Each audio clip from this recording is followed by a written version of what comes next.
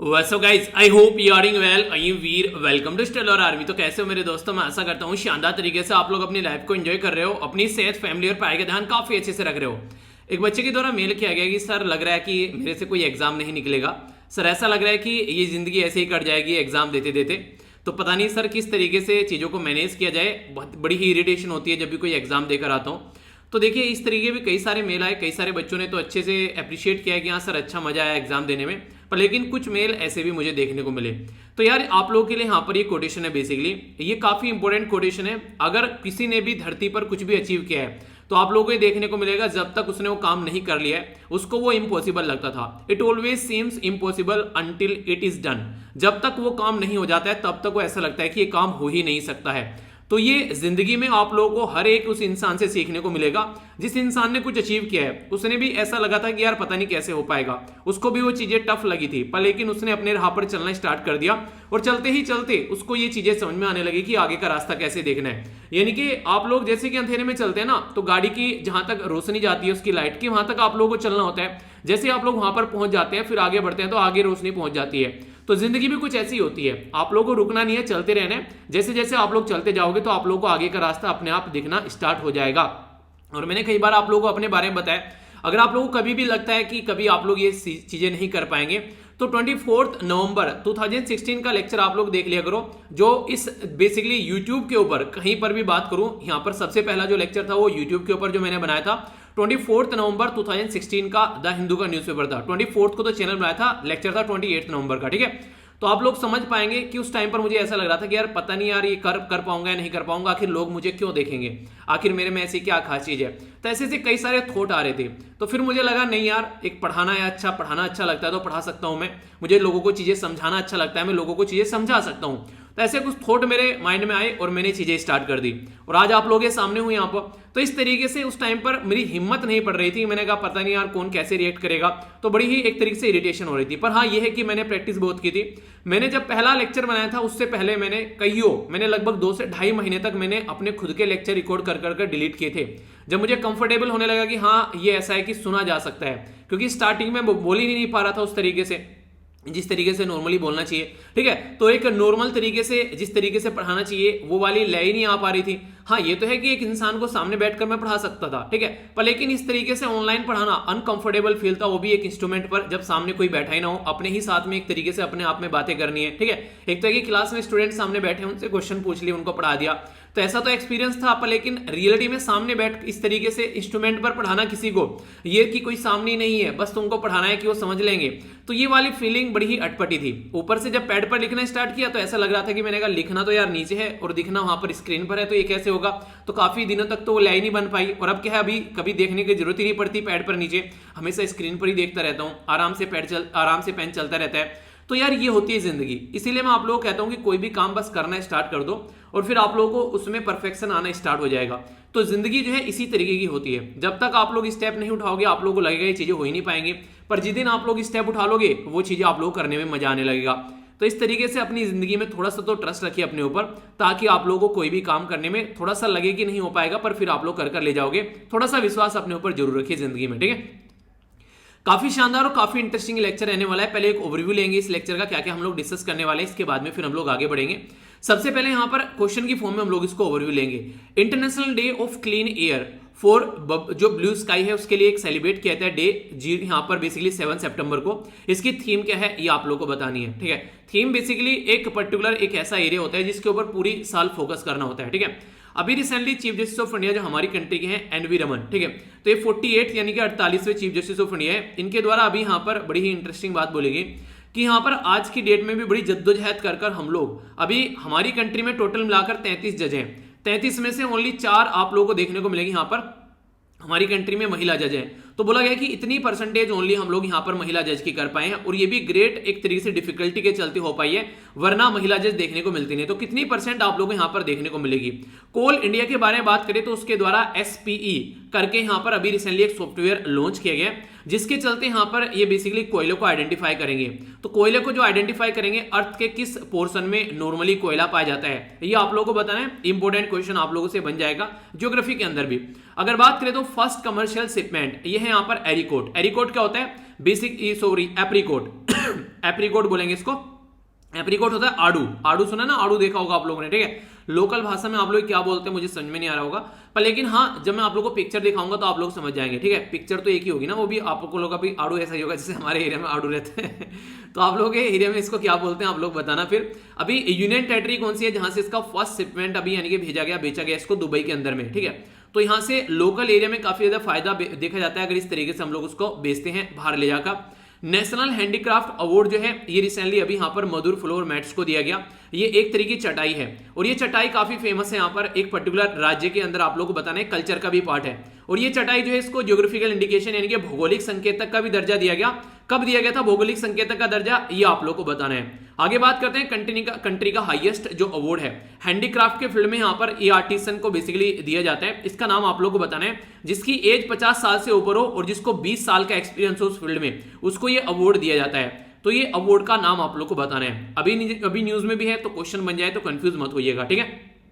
ये क्वेश्चन एक ऐसा क्वेश्चन है जो कि यार कई बार पहले भी पूछे जा चुके हैं और आगे भी क्वेश्चन बन सकता है। रेन फॉरेस्ट ऑफ सी यानी कि एक तरीके से सदाबहार जो एक तरीके से जो फॉरेस्ट है समुद्र के अंदर, किसको बोला जाता है, ठीक है। जैसे रेन फॉरेस्ट बोला जाता है ना नॉर्मली, अगर आप लोग देखिए हमारी कंट्री में अगर नॉर्थ ईस्ट में आप लोग जाएंगे, खासकर चेरापूंजी मोनसी नाम वाले एरिया में काफी बारिश होती है, तो इस तरीके से सदाबहार वन आप लोगों को देखने को मिलेंगे। अफ्रीका कॉन्टिनेंट के अंदर काफी लार्ज स्केल पर आप लोगों को देखने को मिलेंगे, ठीक है। तो इस तरीके से ये जो फॉरेस्ट है इसको सी यानी कि समुद्र के अंदर किस नाम से पुकारा जाता है। तो एक क्वेश्चन है जिनका आंसर आप लोगों को देना है। तो इंपॉर्टेंट प्यारे प्यारे क्वेश्चन आप लोगों से बन जाते हैं, तो इनका आंसर आप लोगों को पता होना चाहिए। तो कई सारे ऐसे क्वेश्चन आप लोगों से एग्जाम में पूछ लिए जाते हैं। डिस्कशन काफी प्यारा रहने वाला है, अच्छे से इसको आप लोग एंजॉय कीजिएगा और कोशिश करूंगा कल आप लोग की एक वीडियो बची हुई है जो मैंने बोला था ना इंपॉर्टेंट डेज एंड थीम्स, उसमें 2 महीने का मैं कवर करने वाला हूं, ठीक है। तो एक तो लास्ट महीने का कवर करने वाला हूं और एक जो अभी रिसेंटली मंथ गया है उसका कवर करने वाला हूं, ठीक है। तो ये थीम आप लोग वीडियो देखेगा और फिर इसके बाद में जल्दी ही आप लोग की जो अगस्त के महीने की कंप्लीट वीडियो भी आप लोग की आएगी, उसको भी आप लोग देखेगा, ठीक है। तो ये कुछ बातें हैं जो आप लोगों के साथ में शेयर करनी थी। बाकी इंपॉर्टेंट डे के साथ में आगे लेक्चर हम लोग बढ़ाते हैं। यहाँ पर बात की जा रही है international day of clean air for blue sky, यानी कि जो नीला आसमान है उसमें क्लीन एयर जो हो उसके लिए यहाँ पर बेसिकली डे सेलिब्रेट किया जाता है। मोटे मोटे तौर पर बोलूं तो पोल्यूशन को कैसे हम लोग कम कर सकते हैं उसके बारे में अवेयरनेस फैलाने का ये डे है, यानी कि हम लोग को पोल्यूशन जो है वो कम करना है। तो इसके चलते 7 सितंबर को ये डे सेलिब्रेट किया जाता है। तो अब की बार जो यहाँ पर ये डे सेलिब्रेट किया जा रहा है, बात की जा रही है हेल्दी एयर, यानी कि अगर एयर जो है वो साफ सुथरी रहेगी तो हेल्दी प्लानेट यानी कि हमारा जो ये ग्रह है ये प्लानेट है वो भी यहाँ पर एक तरीके से आप लोगों को हेल्दी देखने को मिलेगा। यानी कि एयर अच्छी रहेगी तो हमारी हेल्थ और प्लानेट भी अच्छा रहेगा। तो एक तरीके से अवेयरनेस फैलाई जाती है ग्लोबल लेवल पर कि कैसे हम लोग एयर पोल्यूशन को कंट्रोल कर रहे हैं, क्योंकि एयर पोल्यूशन जितना ज्यादा बढ़ता हुआ नजर आता है उतनी ही लार्ज स्केल पर दिक्कत देखने को मिलती है। एक इंपॉर्टेंट क्वेश्चन का आंसर आप लोगों को चलो मैं ही बता देता हूं। अभी हमारी कंट्री में देश का पहला स्मोक टावर जो है वो हमारी कंट्री में एक यूनियन टेरिटरी में उसको बेसिकली लगाया गया। वो यूनियन टेरिटरी कौन सी है उसका नाम आप लोगों को बताना है। वो यूनियन टेरिटरी है दिल्ली, यानी कि हमारे देश के अंदर दिल्ली में पहला स्मोक टावर जिससे कि पोल्यूशन को कम किया जा सके वो अभी यहाँ पर दिल्ली में लगाया गया है। तो इसके बारे में आप लोग छोटी सी इंफॉर्मेशन रखिएगा, क्वेश्चन बन जाते हैं कई बार फ्रीक्वेंटली ऐसे छोटे छोटे, ठीक है। ये यहाँ पर एक थैंक्स गिविंग मैसेज है उन एसएलवी फैमिली मेंबर्स के लिए जिन्होंने अभी यहाँ पर एसएलवी फैमिली को ज्वाइन किया है। अभी मैंने आप लोगों को बोला था कि बुक्स वगैरह आप लोगों के लिए स्टार्ट करूंगा, तो अभी मैंने बोला था उसमें तो जल्दी ही थोड़ा सा मुझे उसके लिए प्लान करने दो।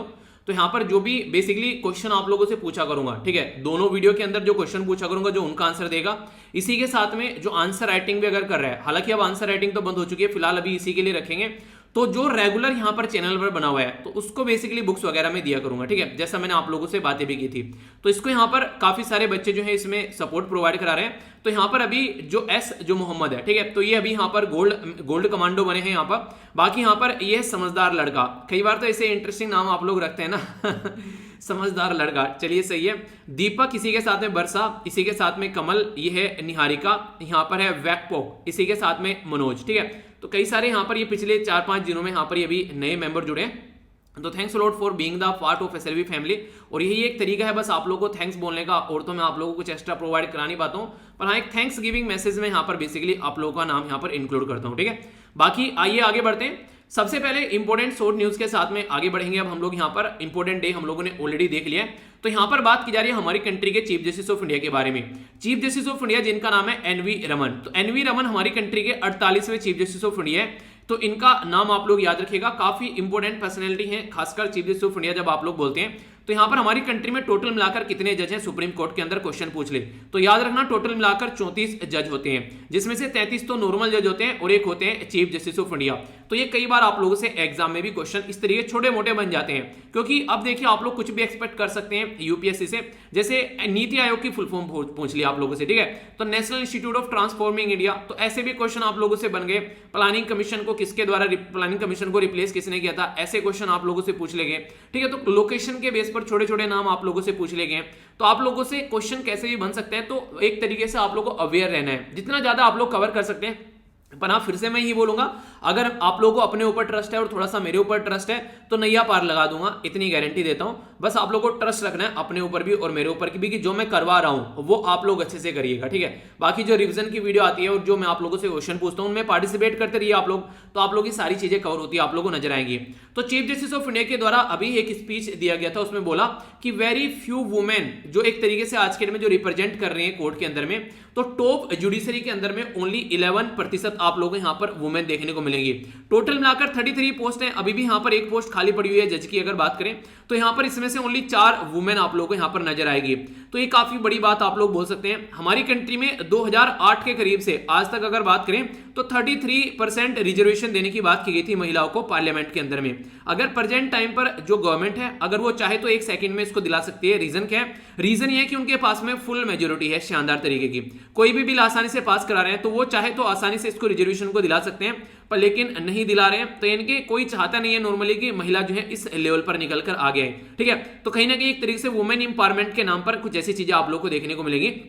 हमारे देश में जो काम किया जा सकता है उसको भी नहीं करते हैं। तो 4 अभी यहाँ पर वुमेन है यहाँ पर, और इसी के चलते बोला गया कि आने वाले टाइम में हमारी कंट्री में 2027 में first chief justice of India एक महिला बन सकती है, ठीक है। उनका नाम क्या है जो मैंने आप लोगों को 2-3 बार बताया, चलिए उनका नाम आप लोगों को बताना है, ठीक है। अभी बात करें तो यहाँ पर रीजन क्या है, कई सारे आप लोगों को दिक्कतें देखने को मिलती हैं। यहाँ पर बोला जा रहा है कि लॉयर जो है वो सफर करते हैं एक तरीके से प्रोफेशन में, कंटिन्यू फेस करते हैं कई सारे चैलेंज, खासकर जो महिला होती हैं उसमें टॉप उसमें जाने में कई बार उनको पीछे छोड़ दिया जाता है। इसी के साथ में लैक ऑफ बेसिक एमिनिटीज, यानी कि कोर्ट कॉम्प्लेक्स जहां पर भी रहता है कोई कोर्ट, वहां पर छोटी छोटी उनको व्यवस्था तक नहीं मिल पाती है। जैसे रेस्ट रूम के बारे में बात करें तो रेस्ट रूम नहीं होता है, उनको आसपास वाले कॉम्प्लेक्स में ही घूमते रहना पड़ता है, कॉरिडोर के अंदर ही।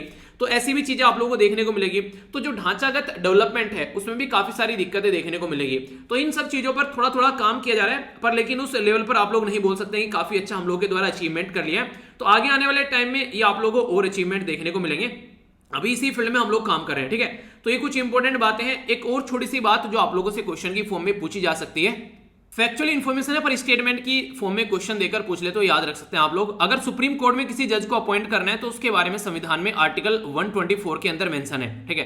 पर लेकिन अगर इसी तरीके से जज को अगर आप लोगों को अपॉइंट करना है हाई कोर्ट के अंदर में तो उसके अंदर आर्टिकल 217 आप लोगों को देखने को मिलेगा।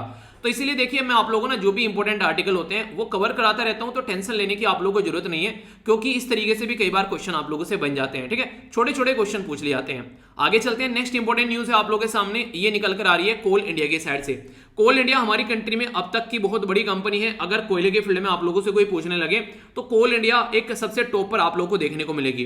कोल इंडिया जो है महारत्ना की कैटेगरी में आती है, और इसको बेसिकली अगर बात करें तो काफी पुरानी आप लोगों को ये कंपनी देखने को मिलेगी।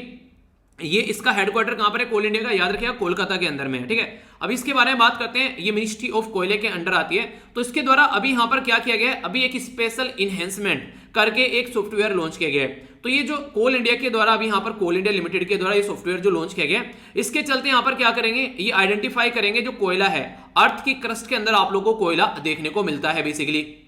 जिस किसी को इसके बारे में नहीं पता है तो थोड़ा सा एक पिक्चर आप लोगों को देखकर यहां पर समझा देता हूं। अगर आप लोग ये पृथ्वी देखेगा तो ये पृथ्वी आप लोगों को देखने को मिल रही है। तो सबसे बाहर का जो एरिया होता है पृथ्वी की जो लेयर होती है उसको क्रस्ट आप लोग बोलते हैं, ठीक है। ये जो लेयर देखने को मिल रही है, इसके अंदर की जो लेयर होती है उसको आप लोग मेंटल बोलते हैं, और सबसे अंदर की जो लेयर होती है उसको आप लोग कोर बोलते हैं। अगर ये कुछ इस तरीके से आप लोग देखना चाहेंगे तो कुछ ऐसा आप लोग को यहाँ पर देखने को मिलेगा। ये हो गई मेंटल, आउटर कोर, फिर इनर कोर आप लोगों को देखने को मिलेगी। कुछ ऐसा पैटर्न आप लोगों ने ज्योग्राफी में इसके बारे में पढ़ा भी होगा। तो हम लोग जो यहाँ पर बात कर रहे हैं तो आप लोगों को यहाँ पर देखने को मिलेगा बेसिकली क्रस्ट के बारे में जो बाहर वाला पोर्शन है, यानी कि जो ये बाहर वाला पोर्शन आप लोगों को यहाँ पर देखने को मिलेगा, इसके बारे में एक सेकेंड यार, तो इसके बारे में यहां पर बात की जा रही है। तो क्वेश्चन अगर आप लोगों से पूछ लिया जाए इस तरीके से, कई बार आप लोगों से पूछ ले जाते हैं, तो छोटा छोटा सा आइडिया इसके बारे में आप लोग रख सकते हैं, या फिर आप लोग इसको डायरेक्टली ऐसे भी देख सकते हैं, ठीक है। ये एक डायरेक्ट पिक्चर आप लोगों के सामने आ गई यहाँ पर निकलकर। तो इसको इस तरीके से अगर काटोगे तो ये वाला पोर्शन जो निकल कर आएगा, तो इस तरीके से यहाँ पर डिवीजन देखने को मिलता है। ठीक है, तो बेसिक इन्फॉर्मेशन है, ज्योग्राफी में आप लोगों ने पढ़ी है, पर रिवीजन थोड़ा हो जाता है। अगर बात करें यहाँ पर, तो क्रस्ट के अंदर यहाँ पर कोयला होता है, उसको निकाला जाएगा, और इसके चलते कोयले रिसोर्सेज का और भी ज्यादा कहाँ पर हम लोग एक्सप्लोर कर सकते हैं, यानी कि कोयला कहाँ से निकाल सकते हैं, उसके ऊपर और फोकस दिया जाएगा। अभी अगर बात करें जो SPE है यहाँ पर, यानी कि जो सॉफ्टवेयर है यहाँ पर, जिसको स्पेशल इनहेंसमेंट सॉफ्टवेयर आप लोग बोलते हैं, ये यहाँ पर काफी सिग्निफिकेंस है सर्वे के पॉइंट ऑफ से अगर बात करें, और कहाँ पर क्रस्ट के अंदर में कहाँ पर कोयले को आइडेंटिफाई किया जा सकता है, उसके ऊपर ये स्टडी करेगा। कोल इंडिया जो लिमिटेड है यहाँ पर रिसर्च और डेवलपमेंट जिसका एरिया है, यानी कि R&D वाला एरिया है। देखिए हर एक कंपनी का ना अपना खुद का R&D होता है, R&D बोलते हैं रिसर्च एंड डेवलपमेंट, यानी कि अपना एक ऐसा एरिया जिसके एरिया में वो अपना स्टडी करते हैं। तो उसके चलते यहाँ पर सेंट्रल माइनिंग जो प्लानिंग है और डिजाइन इंस्टीट्यूट है यहाँ पर ये, तो उसके बारे में अगर बात करें तो फर्स्ट एक अपना ही तरीका यहाँ पर सॉफ्टवेयर आप लोगों को देखने को मिलेगा। इनके द्वारा जो बेसिकली ये एसोसिएशन है यहाँ पर, ये गुजरात एंटरप्राइज रिसर्च और मैनेजमेंट इंस्टीट्यूट के साथ में ये कंपनी है जो कि यहाँ पर इसके कॉपीराइट प्रोटेक्शन रखती है। ठीक है, तो कहने का मतलब यहाँ पर यह कि कोयले के फील्ड में कुछ अच्छा करने की कोशिश यहाँ पर की जा रही है ताकि हम लोग कोयले को आइडेंटिफाई कर सकें। आप लोगों को पता होना चाहिए हमारी कंट्री में कोयला तो काफी ज्यादा है, पर लेकिन जो कोयला है उसकी जो क्वालिटी है वो अप टू द मार्क नहीं है, इसलिए हम लोग बाहर से काफी ज्यादा इंपोर्ट करते हैं। तो इसलिए हम लोग रिन्यूएबल एनर्जी पर काफी ज्यादा फोकस करते हैं इसके चलते आज के डेट में, ताकि बाहर के ऊपर हमारी डिपेंडेंसी जो है वो हमारी बेसिकली न बने। ठीक है, तो इसके चलते ये सारी चीजें आप लोग यहाँ पर देख सकते हैं। कुछ भी इसके बारे में पूछे तो आप लोगों से क्वेश्चन बन सकता है। आप लोगों से एक छोटा सा क्वेश्चन में यहाँ पर पूछूंगा, हमारी कंट्री में टॉप 3 कोयल प्रोड्यूसिंग जो स्टेट है उनका नाम आप लोग को बताना है। ठीक है, इंपॉर्टेंट है, कई बार क्वेश्चन छोटे छोटे बन जाते हैं। ठीक है, तो हल्का सा आइडिया आप लोग बताएगा। आगे चलते हैं। आप लोग को पता है हमारी कंट्री के जो प्राइम मिनिस्टर साहब हैं वो कितने एक तरीके से चहीते प्राइम मिनिस्टर आप लोग बोल सकते हैं, और फिलहाल के टाइम पर भी अगर बात करें इनकी रेटिंग के बारे में तो ये ऑल ओवर वर्ल्ड में अगर बात करें चाहने वालों की रेटिंग में आज की डेट में भी ये टॉप पर आप लोग को देखने को मिलेंगे। अभी यहाँ पर ऑल ओवर वर्ल्ड में जब एक ग्लोबल रेटिंग के द्वारा यहाँ पर बेसिकली चेक किया गया कि सबसे टॉप पर आज की डेट में जो हेड है वो सबसे टॉप पर कौन है, अगर एक तरीके से उन्हें एक लोकप्रियता के मामले में, तो प्राइम मिनिस्टर मोदी साहब जो है इनकी जो लोकप्रियता है वो टॉप पर आप लोगों को देखने को मिलेगी। टोटल 70% यहाँ पर वोट के साथ में ये टॉप पर रहे हमारे कंट्री के प्राइम मिनिस्टर साहब हैं। दूसरे नंबर पर यहाँ पर मेक्सिको के जो प्रेसिडेंट है, ठीक है, तो यहाँ पर एंड्रिस मैनुअल लोपेज ओब्रेडोर। ठीक है, तो यहाँ पर दूसरे नंबर पर है 64% के, यानी कि 6% का डिफरेंस आप लोग को देखने को मिलेगा। नेक्स्ट यहाँ पर तीसरे नंबर पर है इटली के प्राइम मिनिस्टर जिनका नाम है यहाँ पर मारियो द्रघी। ठीक है, ये है बेसिकली तीसरे नंबर पर। चौथे नंबर पर यहाँ पर एंजेला मार्कल जो कि यहाँ पर जर्मन की चांसलर है, या फिर आप लोग जर्मन की प्राइम मिनिस्टर बोल सकते हैं, बेसिकली वहां पर चांसलर बोलते हैं। यूएसए के प्रेसिडेंट जो बाइडेन साहब जो हैं वो है 5वें नंबर पर, यानी कि उनकी लोकप्रियता के मामले में अगर आप लोग चेक करिए तो ये जो बेसिकली यहाँ पर मॉर्निंग कंसल्ट जो यहाँ पर एक अमेरिकन डेटा इंटेलिजेंस फर्म है जिसके द्वारा यहाँ पर ये रेटिंग अप्रूवल दिया गया। इसमें Australia, Brazil, Canada, France, Germany, India, Italy, Japan, Mexico, ये साउथ कोरिया, स्पेन, यूके और यूनाइटेड स्टेट ऑफ अमेरिका, इनके यहाँ पर चीजों को चेक किया गया। ठीक है, तो यहाँ पर जब चेक किया गया इन कंट्री के अंदर में तो हमारी कंट्री के जो प्राइम मिनिस्टर साहब हैं वो टॉप पर आप लोगों को देखने को मिले। ठीक है, तो इंपॉर्टेंट बात यहाँ पर ये चाइना नहीं था यहाँ पर, वरना चाइना टॉप पर होता। इसका रीजन बहुत बड़ा ये भी है क्योंकि जब यहाँ पर वोटिंग देखने को मिलती है तो हमारी कंट्री की पॉपुलेशन जो है वर्ल्ड में सबसे ज्यादा है। ठीक है, तो उसके चलते बोल सकते हैं, पर लेकिन अच्छी बात हमारे लिए है कि हमारी कंट्री के प्राइम मिनिस्टर जो है वो टॉप पर है, तो एक अप्रिशिएट करने लायक आप लोग मुंह बोल सकते हैं।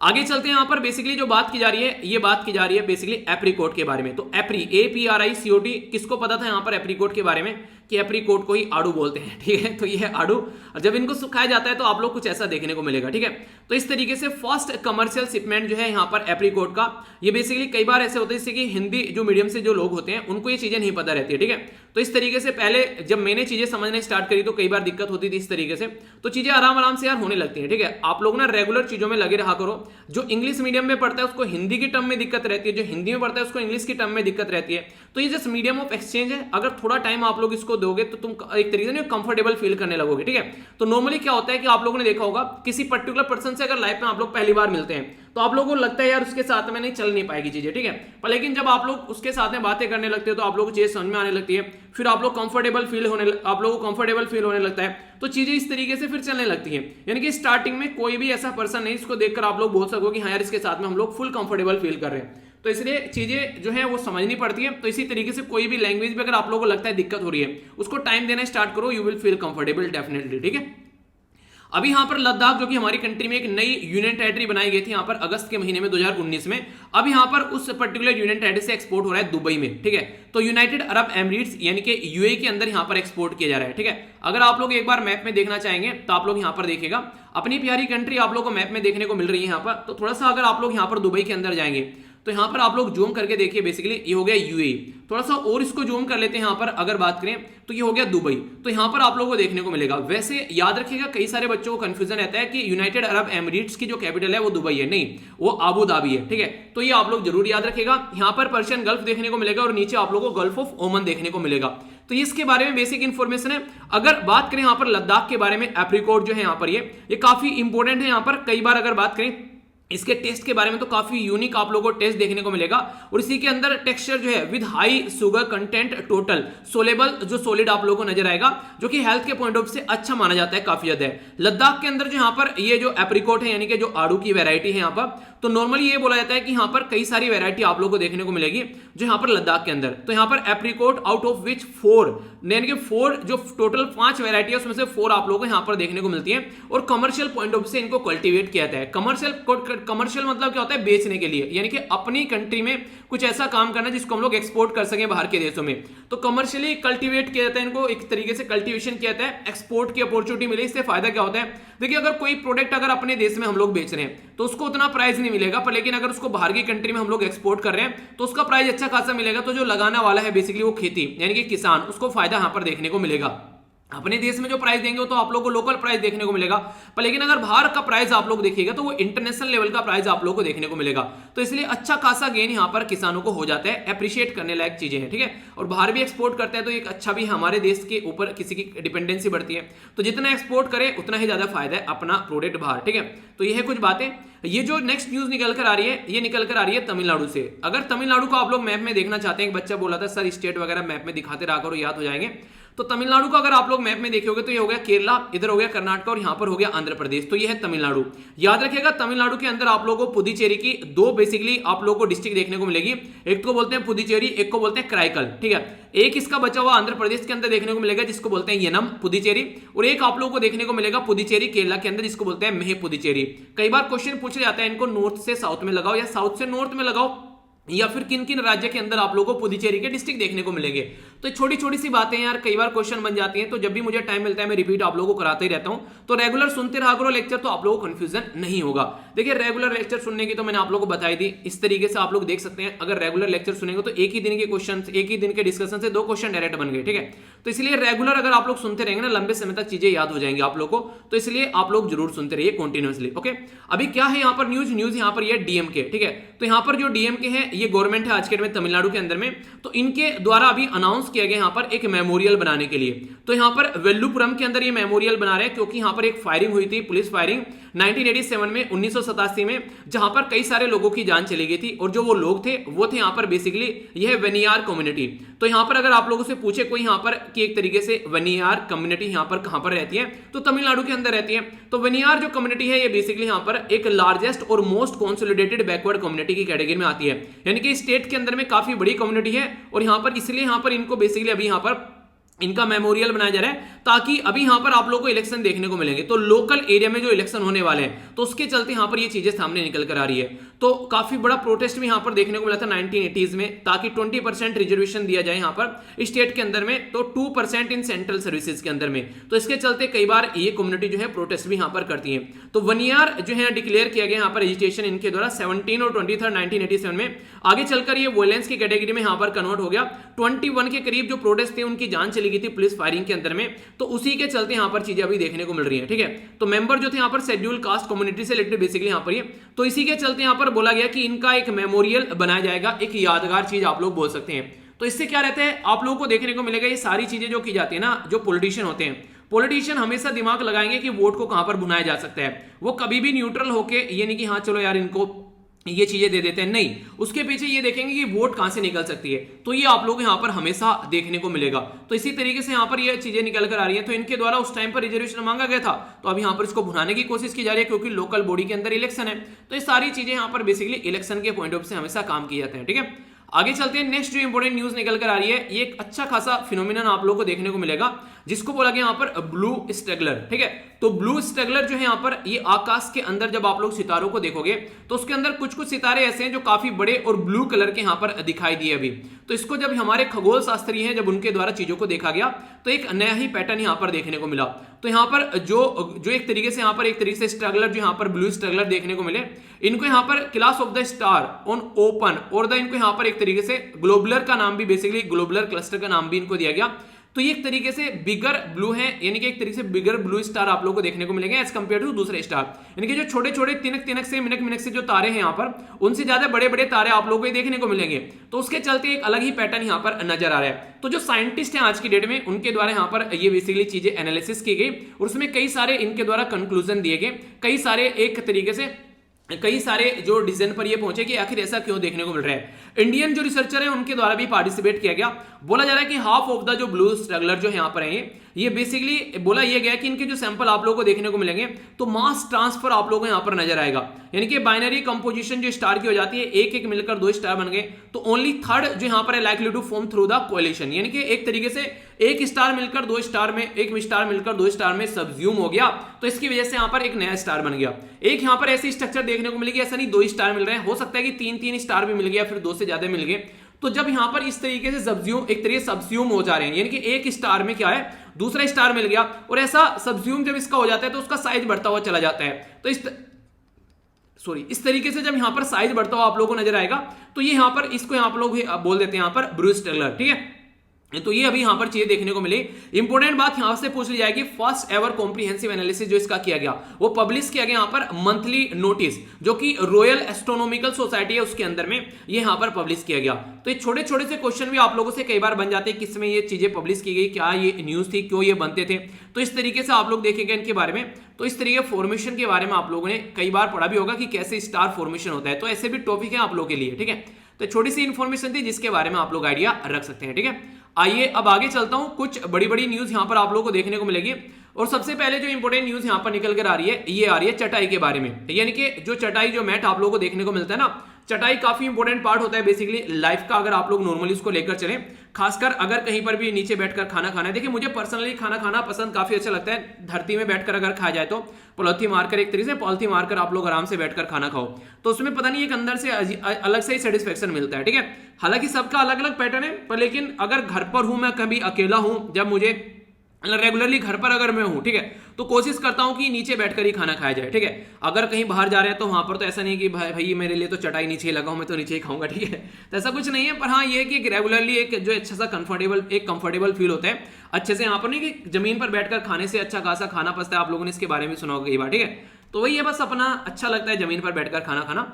तो बात करें अभी यहां पर चटाई के बारे में बात कर लेते हैं। बेसिकली नेशनल हैंडीक्राफ्ट अवार्ड यहां पर जब डिस्ट्रीब्यूट किए गए तो दो महिलाएं सामने निकल कर आई, इन महिलाओं को बेसिकली अवार्ड दिया गया वेस्ट बंगाल से, क्योंकि यहां पर मादुर फ्लोर मैट जो है यहां पर इनको बुनती है। ठीक है, तो रिकॉग्निशन इनका देखने को मिला, आउटस्टैंडिंग कंट्रीब्यूशन जो इनके द्वारा ये है मादुर। तो याद रखिएगा मादुर फ्लोर मैट जो है, यानी कि जो फ्लोर यानी कि फर्श पर बिछाई जाने वाली जो चटाई है मादुर जो नाम से आप लोग को देखने को मिलेगी, इसके चलते यहां पर शिल्पी गुरु अवार्ड दिया गया।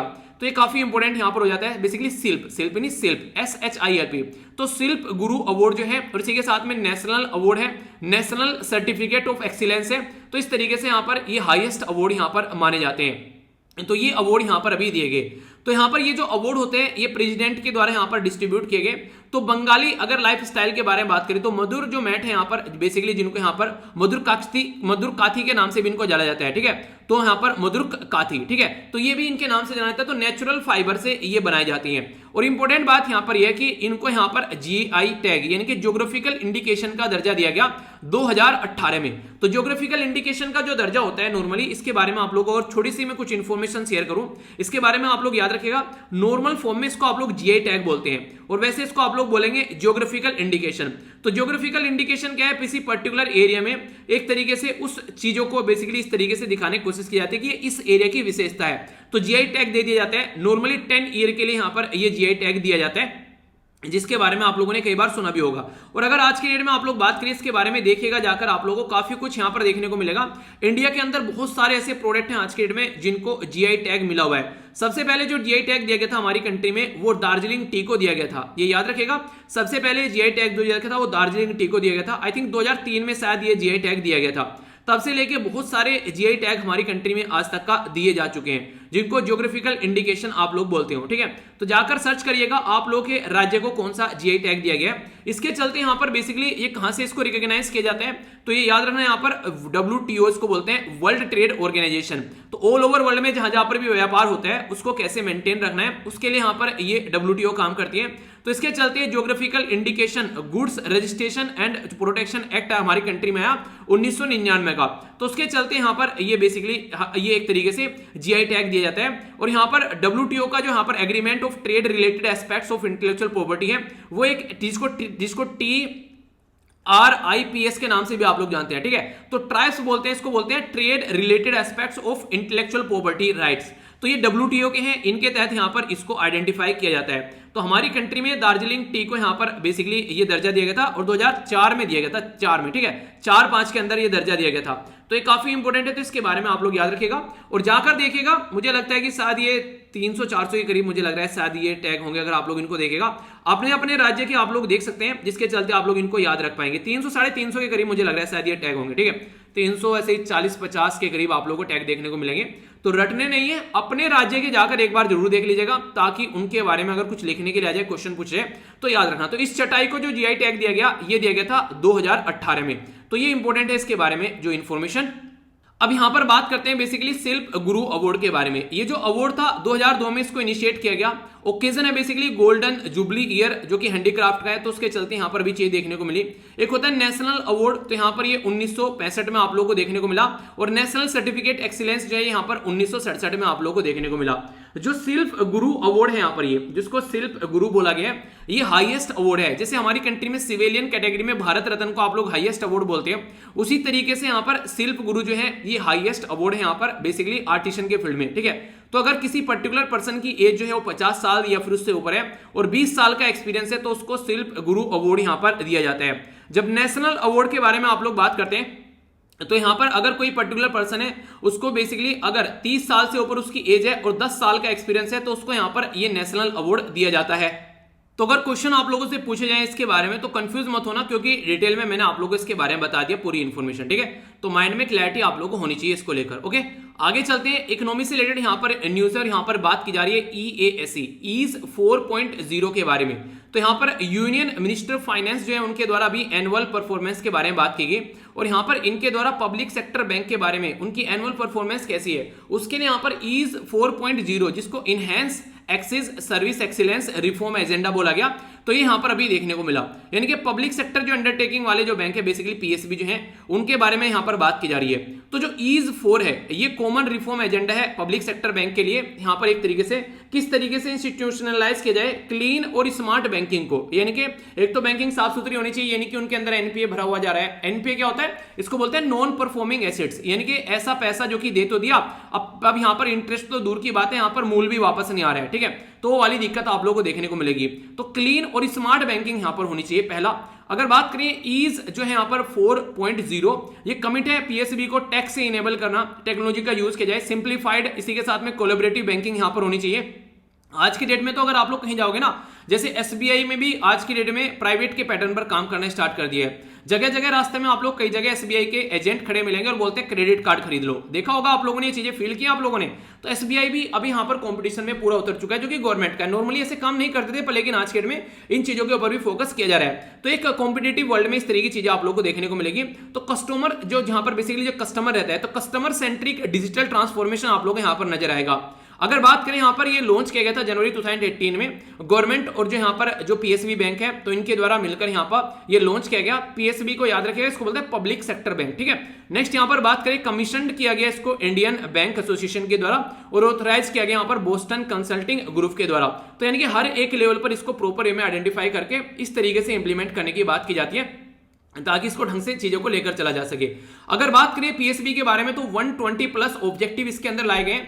कई सारे गोल्स आप लोगों को देखने को मिलेंगे, जिसके चलते कैसे चेंज लाना है, कैसे एनकरेज करना है एक हेल्दी कॉम्पिटिटिव इन्वायरमेंट यहाँ पर पब्लिक सेक्टर बैंक के अंदर, क्योंकि कई सारे बैंक आप लोगों को डूबते हुए नजर आते हैं। तो ताकि ये बैंक न डूबे, उनके अंदर कॉम्पिटिशन रहे, ऐसा नहीं कि बस गवर्नमेंट के अंडर में आ गए तो बस यहाँ पर गवर्नमेंट के दामाद बन गए और आराम से चलने दो, चाहे कोई नुकसान भी क्यों ना हो। तो पीएसबी जो है उनके द्वारा बोला गया है कि यहाँ पर हैव डन वेल। अगर बात करें यहाँ पर बेसिकली प्रॉम्प्ट करेक्टिव एक्शन के तहत भी, तो यहाँ पर कई सारे बैंक के द्वारा अच्छी परफॉर्मेंस यहाँ पर देगी जब आरबीआई के द्वारा इनके ऊपर बेसिकली कमांड कसेगी। तो आप लोगों को यहाँ पर ये चीज देखने को मिलेगी। जो पीसीए है यहाँ पर, PCA is a framework under जो बैंक आप लोगों को देखने को मिलेगा वीक फाइनेंशियल मैट्रिक्स, जो कि यहाँ पर वॉच डॉग में रखा जाता है। पीसीए एक तरीका फ्रेमवर्क है, जब यहाँ पर किसी बैंक के ऊपर लगा दिया जाता है पीसीए, जिसको प्रॉम्प्ट करेक्टिव एक्शन बोलते हैं, तो आरबीआई के द्वारा लगाया जाता है। पहला तो इंपॉर्टेंट ये याद रखेगा, यानी कि कोई बैंक ऐसा है, बैंक अगर यहाँ पर आरबीआई को ये लग रहा है हमारी कंट्री का सेंट्रल बैंक है आरबीआई, इसी तरीके से यूएसए का सेंट्रल बैंक आप लोगों को पता है फेडरल रिजर्व है, ठीक है, हमारी कंट्री का आरबीआई हो गया। तो अगर आज की डेट में अगर पीसीए लगाया जाता है यहाँ पर, यानी कि प्रॉम्प्ट करेक्टिव एक्शन अगर लगाया जाता है उसके ऊपर बैंक के ऊपर, तो इसका मतलब उसकी फाइनेंशियल कंडीशन काफी वीक है और वो डूबने वाला है, उसको डूबने से बचाया जाता है। तो कई सारे बैंक थे यहाँ पर इस कैटेगरी में रखे गए, उसको तो बाहर निकाला गया उससे, तो यहाँ पर इसकी हेल्थ से अगर बात करें अंडर ईज जो यहाँ पर 4 है, यहाँ पर 4.0 या फिर इसको जो बोला गया है बेसिकली यहाँ पर ये 24/7 बैंकिंग ताकि लोगों को प्रोवाइड कराई जा सके, उसके ऊपर भी इनके द्वारा फोकस किया जा रहा है। क्योंकि प्राइवेट सेक्टर बैंक में अगर आईसीआईसीआई बैंक में आप लोग जाओगे तो 24/7 के बारे में बात करते हैं, ऐसी एचडीएफसी के बारे में आप लोग को देखने को मिलेगा। तो उन बैंकिंग सिस्टम के साथ में कैसे कॉम्पीट करना है, तो उसके लिए यहाँ पर ये आगे निकल कर आ रहे हैं। तो बैंक जो है आज की डेट में वो यहाँ पर काफी अच्छे लेवल पर काम कर रहे हैं, खासकर नॉर्थ ईस्ट वाले एरिया में भी पहुंचाया जाए। गांव में भी आज के डेट में कई जगह आप लोगों को एटीएम देखने को मिल जाते हैं। आप लोगों के आसपास में भी गांव में हो सकता है कि एटीएम हो सकता है, चेक कीजिएगा, क्या पता आपके गांव में एटीएम लग गया, आप लोगों को पता भी ना हो खैर पता ही होगा अगर आप लोगों के गांव में एटीएम होगा तो, ठीक है। अगर बात करें तो फाइनेंशियल टेक्नोलॉजी को बात किया जा रहा है, बैंकों को लाइसेंस किस तरीके से ये देना है उसके बारे में बात करेंगे। फिनटेक बोलते हैं फाइनेंशियल टेक्नोलॉजी, तो इसके ऊपर काम किया जा रहा है ताकि ज्यादा से ज्यादा बैंकिंग के यहाँ पर टेक्नोलॉजी के थ्रू बैंकिंग सिस्टम को और ज्यादा इंप्रूव किया जा सके और एक तरीके से यहाँ पर बैंक जो है वो एक तरीके से यहाँ पर वर्क कर सके विद गवर्नमेंट, ताकि 1 डिस्ट्रिक्ट 1 एक्सपोर्ट ये एजेंडा को भी यहाँ पर इंप्लीमेंट किया जा सके। तो देखिए बैंकिंग सिस्टम के थ्रू ही सारी चीज होती है। अगर कल को आप लोग कोई बिजनेस स्टार्ट करते हैं तो आप लोग को भी एक अकाउंट चाहिएगा, ताकि उसमें सारी चीजें आप लोग बेसिकली लेकर चल सके, कहां पर क्या डालना है क्या निकालना है, तो सारी चीजें आप लोग को देखने को मिलेंगी। तो काफी इंपॉर्टेंट पार्ट हो जाता है बैंक जो है, खासकर बिजनेस के पॉइंट ऑफ से भी और कंट्री के अर्थव्यवस्था के पॉइंट ऑफ से, तो आप लोग बोल ही सकते हैं कि बिना बैंक के काम नहीं चलेगा, ठीक है। बेसिक इंफॉर्मेशन है, आइडिया रखिएगा। आगे चलते हैं, ये जो न्यूज है बेसिकली साइंस एंड टेक के अंदर आप लोगों को देखने को मिलेगी जनरल साइंस। देखिए अभी भी कई सारे अगर आप लोगों ने क्वेश्चन देखे होंगे जैसे ईपीएफओ के अंदर, तो जनरल साइंस आप लोगों से पूछ ली जाती है जो रेगुलर की होती है। ऐसा नहीं है कि बहुत हाई फाई साइंस पूछते हैं, और ऐसे ही आप लोगों से यूपीएससी के पेपर में भी आप लोगों को पूछते हुए नजर आएंगे।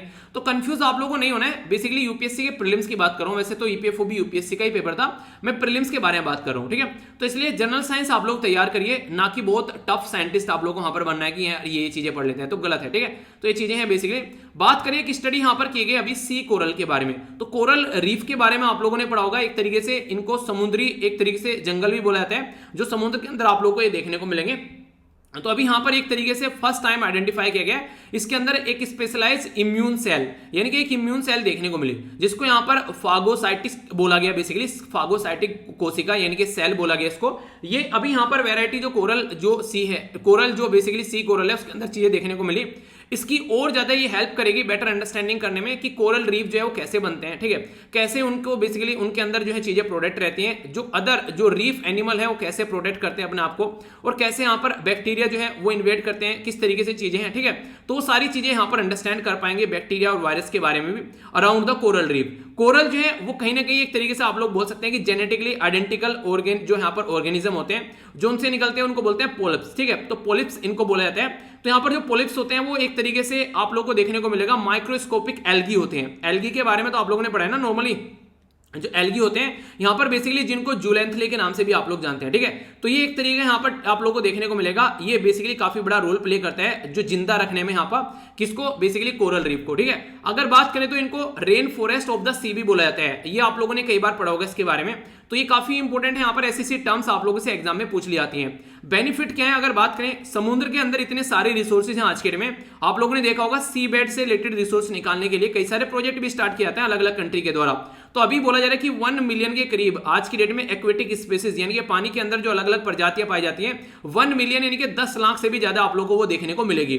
कोरल रीफ जो है उसके बारे में अगर बात करें, ये ऑल ओवर वर्ल्ड में 2.7 ट्रिलियन यानी कि लगभग हमारी कंट्री की अगर जीडीपी आप लोग लगा लो ना, तो उसके इक्विवेलेंट पर ईयर ये बेसिकली फायदा पहुंचाते हैं। और इसी के साथ में 2.2% ऑफ टोटल जो ग्लोबल इकोसिस्टम सर्विस है, खासकर इंक्लूडिंग टूरिज्म और फूड, उसमें ये काफी बड़ा रोल प्ले करता है। तो कोरल रीफ जो है यहाँ पर, ये खासकर जो शोर लाइन इरोजन होता है उसको भी एब्जॉर्व करता है एनर्जी जो बेसिकली वेव से जो निकल कर आती है, यानी कि एक तरीके से नहीं, कोई जो आप लोग किनारे पर अगर जाकर देखेगा, ठीक है, तो उसमें भी काफी हेल्प करता है। खासकर कोरल रीफ जो है रिड्यूस करता है यहाँ पर काफी इरोजन को, यानी कि एक तरीके से जो कटाव होता है, प्रोटेक्ट करता है कोस्टल जो हाउसिंग, एग्रीकल्चर, लैंड और जो बीच होते हैं उनको भी। इसी के साथ में जो स्पीसीज है पोटेंशियल रखती है अपने अंदर में, खासकर ट्रीटमेंट अगर बात करें वर्ल्ड में मोस्ट जो डेंजरस कई सारे डिजीज है उनको प्रिवेंट करने में भी इनका यूज किया जाता है, यानी कि काफी एक फायदेमंद ये चीज आप लोग बोल सकते हैं। अगर बात करें थ्रेट क्या है, ओवर फिशिंग, यानी कि जिन एरिया में जो मछली नहीं पकड़ रही है वहां पर भी जाकर मछली पकड़ी जाती है, कई बार डिस्ट्रक्टिव चीजें आप लोग को देखने को मिलेगी, तो उसकी वजह से यहाँ पर चीजें कई सारी बेकार हो जाती हैं। कोस्टल डेवलपमेंट, कोस्टल एरिया में काफी बड़े बड़े डेवलपमेंट आज के डेट में किए जा रहे हैं, उसके चलते यहाँ पर ये दिक्कत देखने को मिलती है। वहां पर आप लोग को देखने को मिलेगा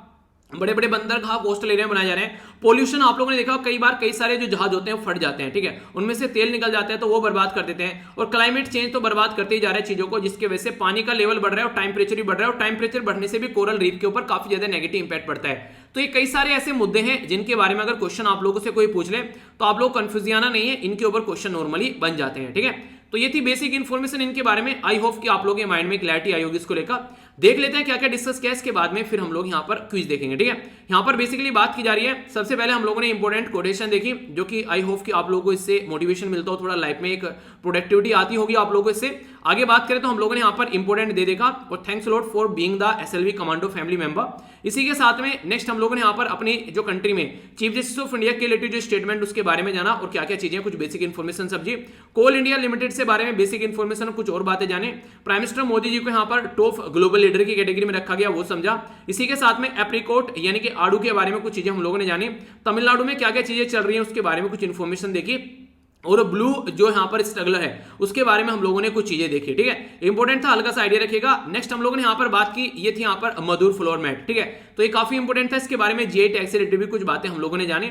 नेक्स्ट ईज के बारे में जाना, इसको बोला गया था क्या, इनहेंस एक्सेस और सर्विस एक्सीलेंस रिफॉर्म एजेंडा, तो इसके बारे में भी कुछ बातें आप लोगों को पता रखनी है, ठीक है। नेक्स्ट हम लोगों ने यहाँ पर कोरल रीफ के बारे में जाना डिटेल में, तो इसके बारे में आप लोग कुछ आइडिया रखना है। अब क्वेश्चन है आप लोगों के सामने यहाँ पर, basically international day of clean air for जो ब्लू स्काई यहाँ पर ये सेलिब्रेट किया जा रहा है, इसकी थीम आप लोगों को बतानी है। कितने प्रतिशत यहाँ पर महिलाएं आज के दिन में कोर्ट के अंदर में, ये आप लोगों को बताना है। कोल इंडिया लिमिटेड के बारे में अगर आप लोग बात करते हैं तो यहाँ पर इनके द्वारा एसपीई करके यहाँ पर जो सॉफ्टवेयर लॉन्च किया गया, इसकी फुल फॉर्म आप लोग को बतानी है। इसी के साथ में यहाँ पर ये किसके अंदर आइडेंटिफाई करता है, यहाँ पर मेंटल क्रस्ट या फिर कोर, ठीक है, तो ये आप लोग को बताना है। एप्रिकॉट जो है वो कौन सी कंट्री को हमारे द्वारा बेचा गया, कहां से, ये कौन सी यूनाइटेड से, तो दुबई में बेचा गया। जो नेशनल हैंडीक्राफ्ट अवार्ड है यहाँ पर, इसके बारे में आप लोग को बताना है, ये यहां पर बेसिकली किस राज्य में अभी दिया गया, माधुर फ्लोर फ्लैट, बेसिकली माधुर फ्लोर जो मैट को। अभी यहां पर बात करें जीआई टैग किसको कब मिला था। इसी के साथ में हाईएस्ट जो अवार्ड हमारी कंट्री में दिया जाता है, ये आप लोगों को बताना है, इसका नाम क्या है, जो 50 साल से ऊपर और 20 साल का एक्सपीरियंस हो तो उनको दिया जाता है हैंडीक्राफ्ट के फील्ड में, ठीक है। हथकरघा आप लोग बोल सकते हैं इसको। रेन फॉरेस्ट ऑफ द सी किसको बोला जाता है, ये आप लोग को बताना है। तो ऐसे क्वेश्चन आप लोगों से डायरेक्ट एग्जाम में कई बार पूछ जाते हैं, तो कोई भी कंफ्यूजन आप लोग को नहीं होना चाहिए, ठीक है। तो फिर से मैं आप लोगों को बोलना चाहूंगा, देखिए अभी आप लोगों के सामने जो है जल्दी ही बेसिकली आप लोगों की जो वीडियो आने वाली है, हो सकता है संडे को मैं लेकर आ जाऊं, जो कि आप लोगों की मंथली वीडियो है। टाइम जैसे ही लगेगा मैं उसको कंप्लीट करूंगा, और बाकी जो थीम वगैरह से रिलेटेड वीडियो है वो मैं जल्दी अपलोड करूंगा, ठीक है। तो इनको आप लोग जरूर देखिएगा। बाकी अपना ध्यान रखिए, अपनी पढ़ाई कंटिन्यू रखिए, ज्यादा से ज्यादा प्रैक्टिस करते रहिए, जितने ज्यादा प्रैक्टिस करेंगे उतना ही ज्यादा आप लोग कंफर्टेबल फील करेंगे। तो ये था टोटल आज का डिस्कशन। आई होप कि आप लोगों ने चीजों को अच्छे से एंजॉय किया होगा।